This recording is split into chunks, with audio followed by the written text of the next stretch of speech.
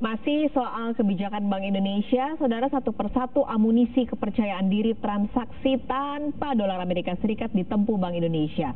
Upaya mengurangi ketergantungan terhadap dolar Amerika Serikat akan diperluas lewat transaksi mata uang lokal dengan anggota ASEAN. Saat ini proses yang dilakukan sudah sampai draft untuk dibahas dan dirampungkan akhir 2019.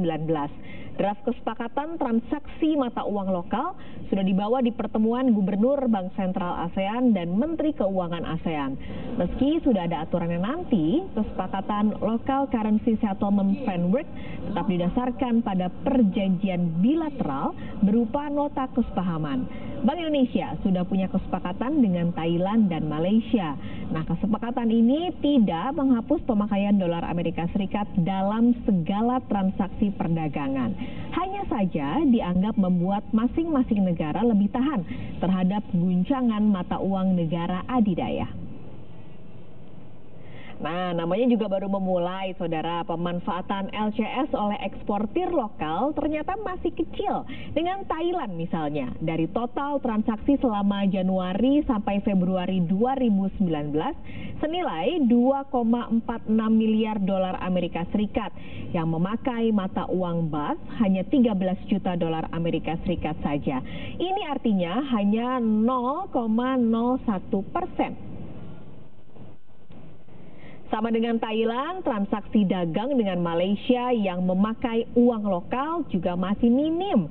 Dari total 2,12 miliar dolar Amerika Serikat yang memakai mata uang ringgit hanya 70 juta dolar Amerika Serikat atau hanya 0,03% dari keseluruhan transaksi. Bank Indonesia berharap transaksi memakai mata uang lokal akan terus meningkat. Ditunjuk ada 5 bank di Indonesia dan 5 bank di Thailand yang bisa langsung melakukan konversi langsung tadi rupiah ringgit, rupiah Thai baht rupiah. Tapi masih dibatasi oleh bagi ke 5 bank tersebut, ya.